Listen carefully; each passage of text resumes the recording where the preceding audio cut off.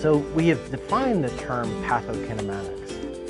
And as much as I say that we are not in the field of defining terms or creating terms, we do have some terms that we use specifically to the types of movements that we look at. And so for this portion, we're going to define these terms. And many times when we teach people how to do this, they have a challenge of identifying these particular movements during complex movement. So as much as we're going to define them here, we're going to define them later when we go through the dynamic movement assessment itself. And then in level 2, we'll come back and redefine them. You know, and one of the things that's really important to me is that people continually are reinforced with not only the movements that we're looking at, but how do you look at it? And so the first couple of terms that we're going to define is really related to the glute medius and glute medius weakness. And Trendelenburg is no new term to any of us. It's probably one of the things that we learned probably in that first year of PT school. And typically when we think of a Trendelenburg, we think of what we see with our stroke patient.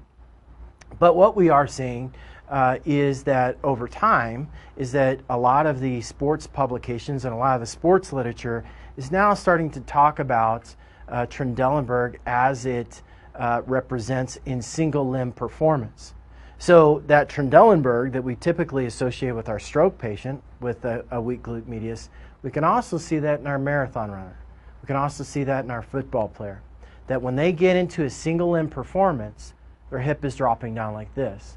This motion right here is a Trendelenburg. In this motion right here, it is my glute medius on this side that is weak and allowing my hip to drop on this side. Because if my glute medius is strong, it contracts and holds my pelvis up. So Trendelenburg for us is a movement that, one, must be identified.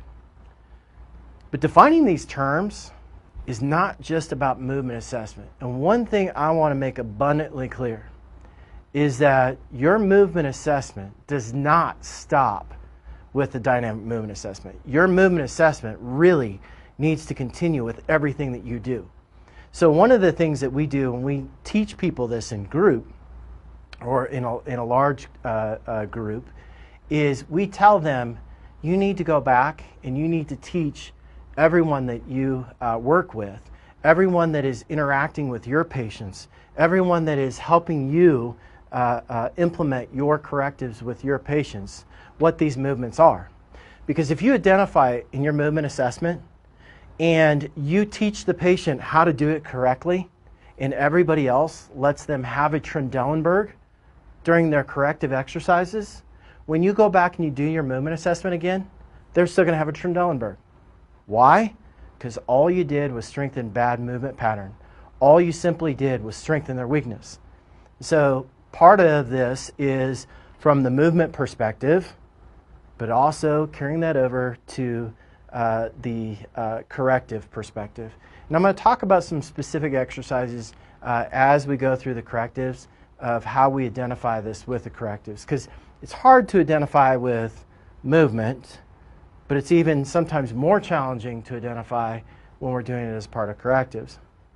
So Trendelenburg is, in our vision and in the way that we look at it, it is the first level of glute medius weakness.